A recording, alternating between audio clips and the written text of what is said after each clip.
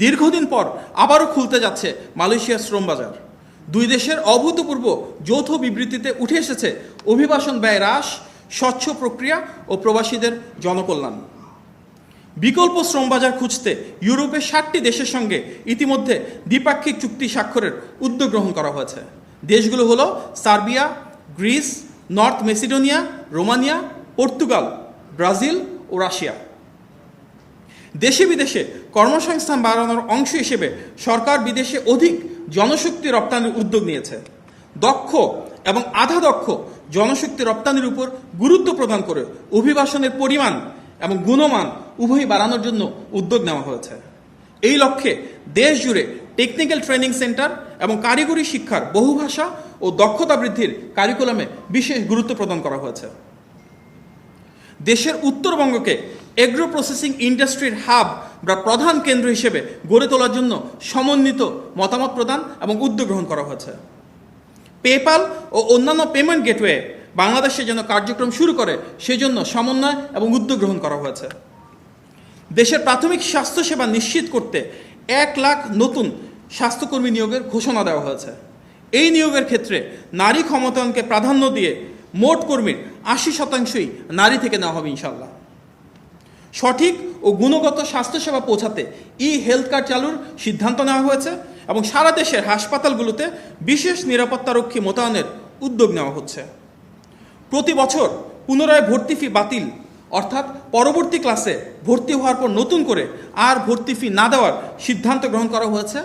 লটারির পরিবর্তে আধুনিক ভর্তি পরীক্ষা বা বৈজ্ঞানিক প্রক্রিয়া শিক্ষার্থীদের ভর্তি, শিক্ষকদের সুযোগ সুবিধা বৃদ্ধির সিদ্ধান্ত নেওয়া হয়েছে এবং সকল স্তরের শিক্ষাবৃত্তি যে অর্থ সেটির পরিমাণ বাড়ানো হয়েছে।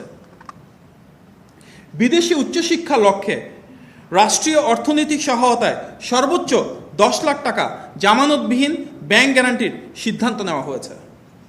শিক্ষা প্রতিষ্ঠানে 9000 ধর্মীয় শিক্ষক এবং শূন্য পদসহ যে শূন্য পদ রয়েছে সেগুলোতে বিভিন্ন পর্যায়ে শিক্ষক নেয়ার ইতিমধ্যে সিদ্ধান্ত গ্রহণ করা হয়েছে। শিক্ষা প্রতিষ্ঠানে বিভিন্ন মাঠে শিশু কিশোরদের জন্য উন্মুক্ত খেলার স্থান তৈরি করার উদ্যোগ নেওয়া হয়েছে। পাশাপাশি উপজেলা পর্যায়ে 6টি খেলায় 3 জন করে মোট 18 জন ক্রীড়া শিক্ষক নিয়োগ শুরু হয়েছে। মহানগর পর্যায়ে উন্মুক্ত খেলার মাঠে সংস্থান করা হচ্ছে। আগামী শিক্ষাবর্ষ থেকে 4র্থ শ্রেণী হতে শিক্ষার্থীদের জন্য খেলাধুলা বাধ্যতামূলক করা হচ্ছে। আবারও শুরু হয়েছে শিশু কিশোরদের প্রতিভা উন্মোচনের প্রতিযোগিতা নতুন কুড়ি। প্রথমবারের মতন সংযুক্ত হচ্ছে ক্রীড়া ও কোরআন তেলাওয়াত। জাতীয় সংসদের গ্যালারিতে শিক্ষার্থীদের জন্য 150টি আসন বরাদ্দ এবং দেশব্যাপী বই পড়াকে উৎসাহিত করার জন্য বেসরকারি খাতের সাথে যৌথ উদ্যোগ গ্রহণ করা হচ্ছে। সরকারি প্রাথমিক বিদ্যালয়ের 2 লাখ শিশুর মাঝে বিনামূল্যে স্কুল ড্রেস, জুতা ও প্রায় 5 লাখ শিশুর মধ্যে পাটের তৈরি ব্যাগ বিতরণের লক্ষ্যে কার্যক্রম চলমান রয়েছে। এছাড়াও বিভিন্ন স্কুলে পর্যায়ক্রমে 1 টিচার 1 ট্যাব পরিকল্পনা বাস্তবায়নের পাইলট কার্যক্রম শুরু হচ্ছে। প্রাথমিক ও মাধ্যমিক পর্যায়ে লার্নিং উইথ হ্যাপিনেস, কারিগরি শিক্ষা, ক্রীড়া, সংস্কৃতিকে যুক্ত করে শিক্ষাক্রমকে আরও সমৃদ্ধ করার উদ্যোগ নেওয়া হয়েছে। মাদ্রাসা শিক্ষাকে যুগোপযোগী করতে স্মার্ট ক্লাসরুম স্থাপন, শিক্ষকদের প্রশিক্ষণ এবং কারিগরি কোর্সে অন্তর্ভুক্তির উদ্যোগ নেওয়া হয়েছে। স্পোর্টস কার্ড ও স্পোর্টস অ্যালাউন্স কর্মসূচি চালু হয়েছে, যার মাধ্যমে ইতিমধ্যে শতাধিক ক্রীড়াবিদকে ভাতা দেওয়া হচ্ছে। 5 বছরে 25 কোটি বৃক্ষরোপণ ও সবুজ কর্মসংস্থান সৃষ্টির লক্ষ্যে বনায়ন সৃজনের জন্য এরই মধ্যে 1,50,00,000 বিভিন্ন প্রজাতির চারা উৎপাদন করা হয়েছে। উৎপাদিত চারাগুলো চলতি বছর আসন্ন বর্ষা মৌসুমে রোপণ করা হবে। এছাড়া শহরের মধ্যে থাকা খালের পাশে আধুনিক নেটিং ব্যবস্থা এবং হাঁটার রাস্তা তৈরি করা হচ্ছে।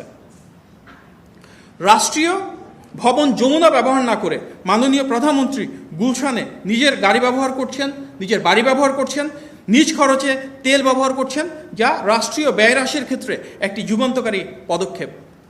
মাননীয় প্রধানমন্ত্রী শনিবারও নিজে অফিস করছেন, কর্মকর্তাদের সকাল 9টার মধ্যে উপস্থিতি বাধ্যতামূলক করেছেন। ভিভিআইপি প্রোটোকল না নিয়ে প্রধানমন্ত্রীর অতি সাধারণ চলাফেরায় ট্রাফিক ব্যবস্থায় নজিরবিহীন পরিবর্তন এসেছে। তার রাষ্ট্রীয় সফরের সময় বিমানবন্দরের আনুষ্ঠানিকতা সীমিত করা হয়েছে, যেখানে উপস্থিত থাকতে পারবেন কেবল একজন জ্যেষ্ঠ মন্ত্রী, চিফ হুইপ মন্ত্রিপরিষদ সচিব এবং প্রধানমন্ত্রীর মুখ্য সচিব। দালালদের হস্তক্ষেপ বন্ধের লক্ষ্যে নামজারি ও সেবা গ্রহীতাদের অনলাইন আবেদন বাধ্যতামূলক করা হয়েছে। নগদ টাকা লেনদেনের সুযোগ বন্ধ করতে অনলাইনে ভূমি উন্নয়ন কর ব্যবস্থা চালু করা হয়েছে। ম্যাপ বা নকশা জালিয়াতি বন্ধ করতে সরকার এখন ডিজিটাল সার্ভের পাইলটিং পরিচালনা করছে। চালু হয়েছে 24/7 হটলাইন।